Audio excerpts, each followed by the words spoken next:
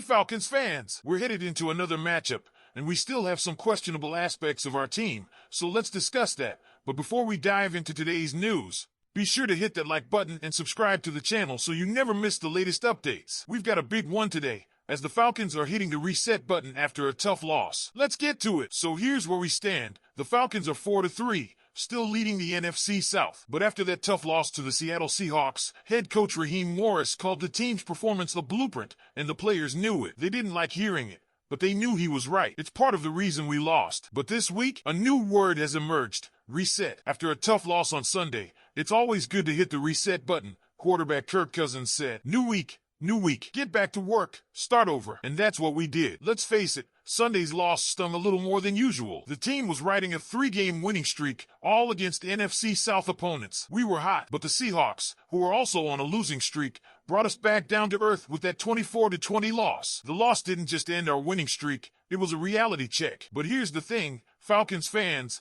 reality is exactly where our focus should be. Defensive tackle Grady Jarrett summed it up perfectly. It's about following your process, going about your business like you would have if you had won the game. Obviously, you acknowledge some of the things you failed at, but you don't reinvent the wheel. You don't hit the panic button. And Falcons Nation, let me tell you straight, it's way too early to hit the panic button. We're 4-3. Leading the division with a perfect 3-0 record in the NFC South. And guess what? The Buccaneers, who are also 4-3, are right behind us. But because of our divisional record, we're still on top. This weekend, we have a big rematch against those same Buccaneers. Remember when we beat them in Week 5? That sweet overtime win at home? Well, this time we're headed to Tampa Bay, and the stakes are just as high. If we win this game, it puts us in the driver's seat of the division. Tampa Bay would have to win 2 more games than we did the rest of the season to have a chance of overtaking us. And let's not forget the New Orleans Saints. They're 2-5 right now, and while they're struggling, they could still play a role in the final standings. But let's not get ahead of ourselves. What matters right now is this Sunday's game, Falcons versus Buccaneers. If we take care of business in Tampa, it will solidify our grip on the division. And let's keep this in perspective, Falcons fans. That loss to the Seahawks, it didn't change our goal. It didn't take away from our ability to make the playoffs. We still have everything we want ahead of us. Safety Jesse Bates III said it best: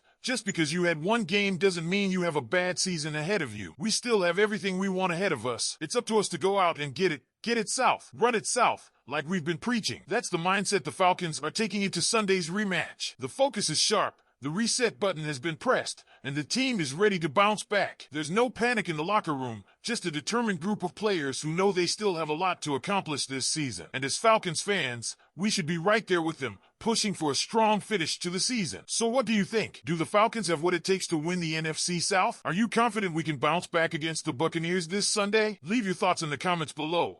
I want to hear your thoughts on how this team will respond after the reset. Now, the NFL trade deadline is fast approaching, and there's been a lot of buzz about whether or not the Falcons might make some moves. One name that's been floating around in trade discussions is safety Richie Grant, a former second-round pick who's been a key part of our defense the past few seasons. But this year, things have changed. After the Falcons added all-pro safety Justin Simmons to the roster, Grant's playing time has been severely limited. He's only seen the field on 19 defensive snaps in 7 games. That's a huge drop for someone who was on the field for every defensive snap just 2 seasons ago. So with Grant's role reduced, some analysts, including ESPN's Mark Raimondi, are speculating that Grant could be moved before the trade deadline. The Falcons probably won't move him because they could use that depth at safety, Raimondi said. But if they were so inclined, he would provide value as a potential starter elsewhere. Now, let's talk about why this potential trade actually makes sense. Grant is in the final year of his rookie contract and is set to become an unrestricted free agent in March. That means if we don't trade him,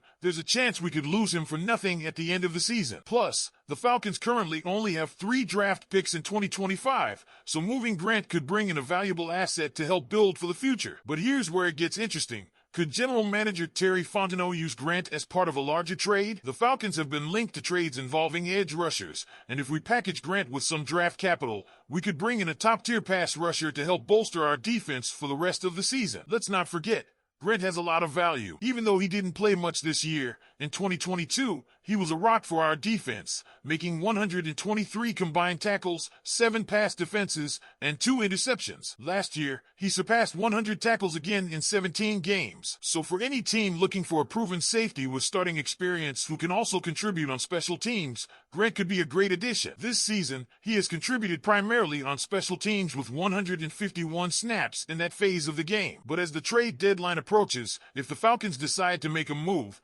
Grant could be one of the players on the table, especially if the team is looking to balance current depth with a chance to pick up an additional draft pick or a key player to help make a playoff push. Now, Falcons fans, here's where I want to hear from you. Should the Falcons keep Richie Grant as a valuable depth piece for this year's playoff run, or should we trade him now to gain some assets for the future or bring in an edge rusher to help the defense? Which do you think is the best move? Okay, Falcons Nation, we all remember the buzz this offseason when the Falcons made some big moves, bringing in Kirk Cousins, signing Darnell Mooney, and of course, trading for Matthew Judon. It felt like a real turning point for the defense, especially when they also added Justin Simmons. Expectations were high, and even the most skeptical fans started to think this team could make a serious playoff push in 2024. But here we are, 7 weeks into the season, and it's clear that one of those big defensive acquisitions isn't living up to the hype, Matthew Judon. To be frank, the Falcons' pass rush has been a major disappointment thus far. Right now, Atlanta ranks last in the NFL with just 6 sacks. That's not the kind of production you expect from a team trying to make a deep run in the postseason. Sure,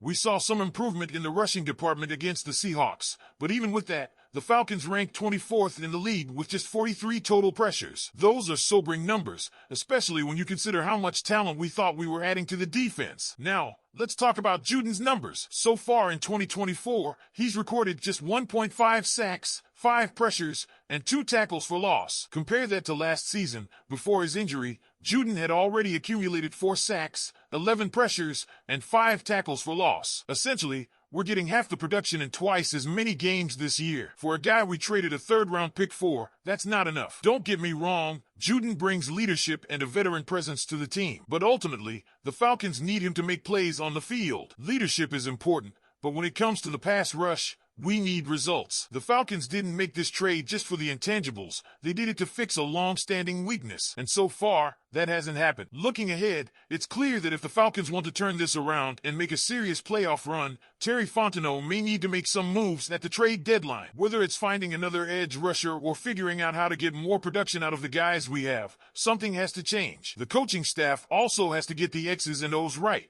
But ultimately, it comes down to the players executing, and that includes Judon. Now, I want to hear from you. What do you think of Judon's performance so far this season? Should the Falcons be patient with him, or should we look for more help before the trade deadline? Leave your thoughts in the comments below, and let's start a conversation. And as always, don't forget to like the video and subscribe to the channel for more news, analysis, and updates. Go Falcons!